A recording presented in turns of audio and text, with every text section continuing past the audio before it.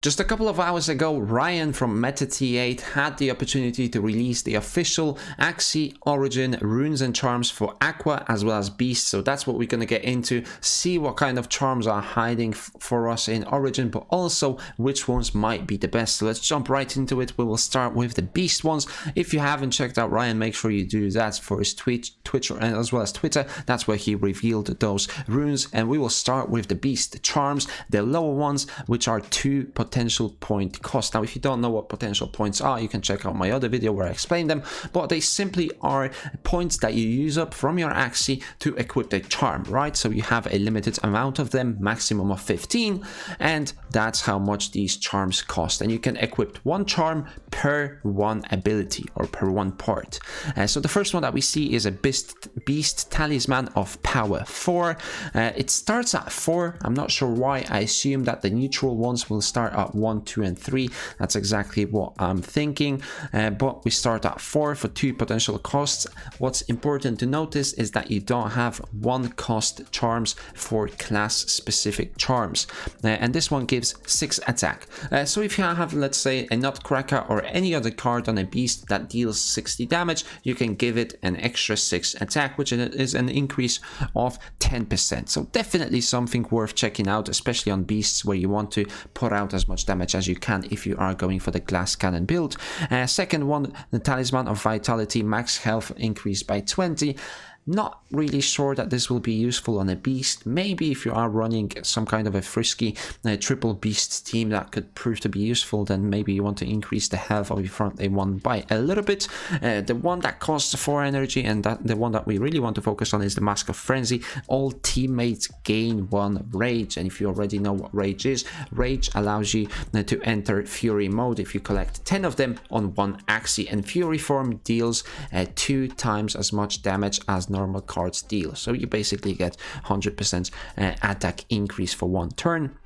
So Mask of Frenzy, if you get that one, it costs quite a lot for a potential point, but getting that 1 rage and getting you closer to that Fury stance might be worth looking at. Another Talisman of Power gives you 10 attack. So in this case, 10 attack is quite a big increase, right? If you look at cards that have 60 damage and you make them 70 damage, that is an increase that is definitely worth looking at, especially if you're looking to clear those summons. Some of the summons have 75 health, so if you hit them for 70, you are much closer to killing them than if you hit them for 60. Then you can just follow up with like a 0 cost to clear them and you will be all good.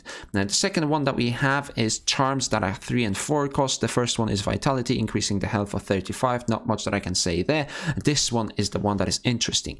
Cards base stat increase by 20%, but you also add Banish. So if you are looking to build a team that wants to cycle through the deck as quick as you can, for example, the triple Nutcracker on a beast, you don't want to keep getting useless cards, so you can add Banish to one of the cards that you don't really want in the mid or late game, and that card will no longer pop up in your deck and you can focus on cycling through the Nutcracks. So Beast Energy Drink could be one that I can see plenty of use cases for. Now Beast Energy Drink S adds Ethereal, card based stats plus 10%.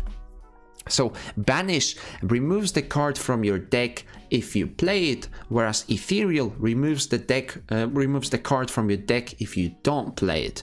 So this one can be put on a card that, let's say, is a 2 cost. You don't really want to be playing a 2 cost because it's not going to remain, you're not going to have enough energy throughout the game to play the 2 cost, but if you add Ethereal to it, then the card will disappear from your deck and you can focus on all the other cards that you have in your hand, or the ones that you actually want to play. So Ethereum, a little bit of a better card if you play it correctly, or a better buff, whereas the Banish, you have to put it on the card that you actually want to play so that you can make that one disappear. And Hidden Razor is the one that we see that is a Mystic, which costs 5 potential points, and attack applies bleed for 4 turns, which allows you to trigger Neon much quicker. And Neon is a card that hits for more damage if the target is already bleeding.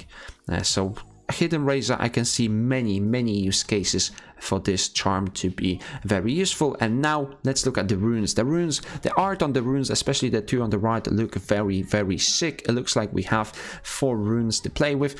First one, you cannot gain shield, but you take 25% less damage. a little bit iffy on that one.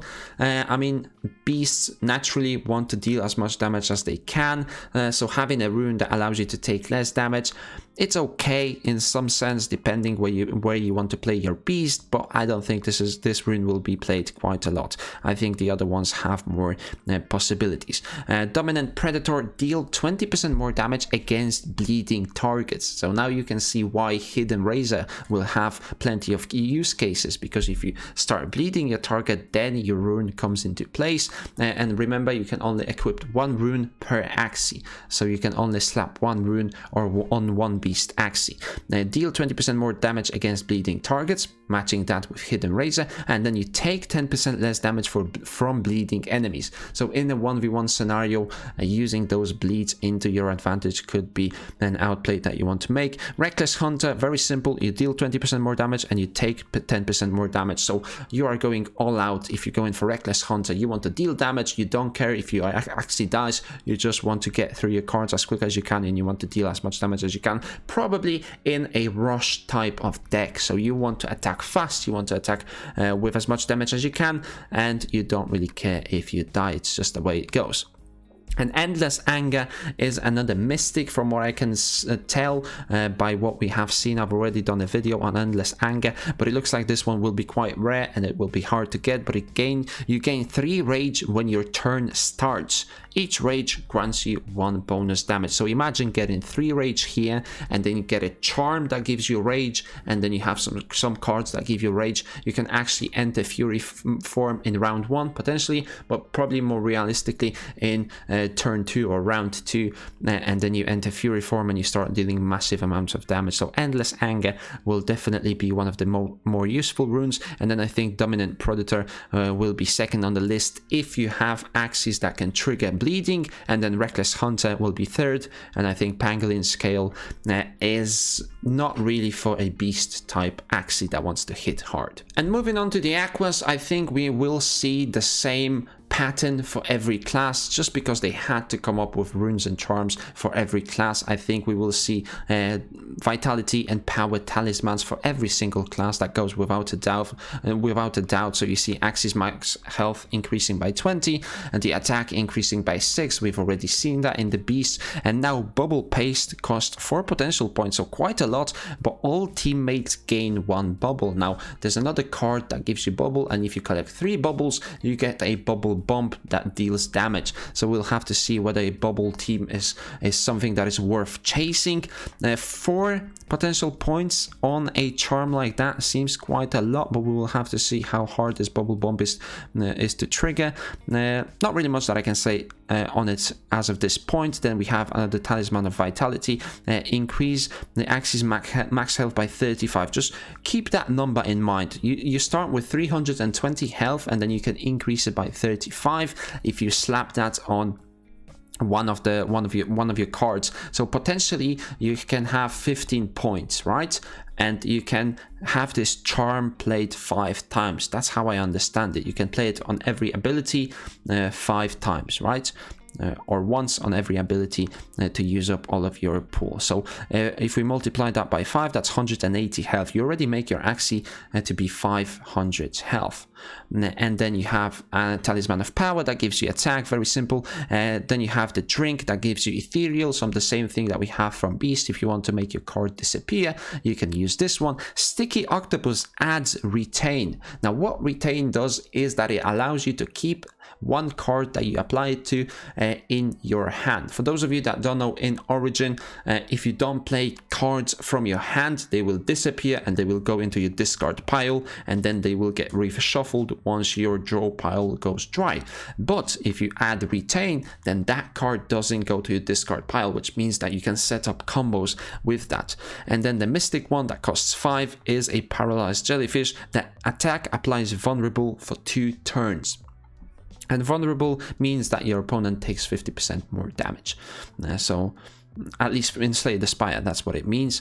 We'll see whether that's the same thing for Axie. I think it is, from what I can remember from the Excel sheet that I looked at. And now into the runes. Now we have plenty of defensive runes that allow your Axies to stay alive for a little bit longer. First one is Calcium Armor. Axie max health increases by 30, so remember that 180 that we already could equip from the charms, plus the additional 30 right here. And at the beginning of your turn, gain shield equal to 3% of your max health. So let's say you make an Axie that has 550 health. 3% of that is what?